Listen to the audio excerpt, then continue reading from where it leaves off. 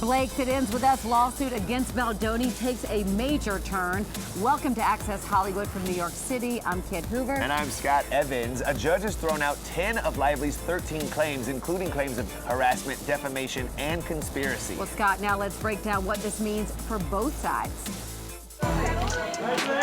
Justin, how you feeling? Breaking news from today. In the wake of this decision by the court throwing out 10 of Blake Lively's claims, there is a conference happening on Monday between the lawyers for both sides, and it's about an updated settlement position. That could mean a settlement will happen before this case gets to trial. Blake Lively is the plaintiff, so she's really driving the bus when it comes to whether or not the case resolves. The question is, what's motivating her? Is it money? That's what a civil case is about. Or is it more about principle? NBC legal analyst Misty Marris says there are 3 major claims still remaining: breach of contract and 2 retaliation-related claims, all tied to Blake and Justin's time working together on the set of It Ends With Us. I thought we were friends. We are friends.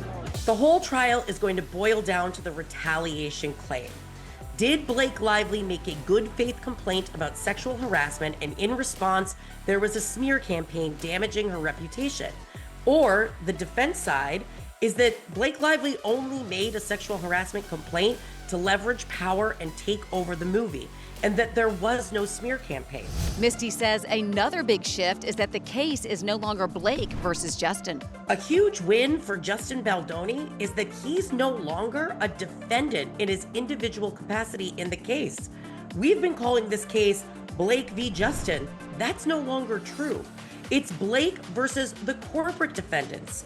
He's still involved in this litigation because he has a central role in the decision-making of Wayfarer, as well as It Ends With Us LLC, the 2 remaining corporate defendants. But there are no direct claims against him. Wayfarer is the production company co-founded by Justin, which was involved in producing It Ends With Us. Blake and Justin's final hearing is scheduled for April 28th in New York, with the trial date set for May 18th.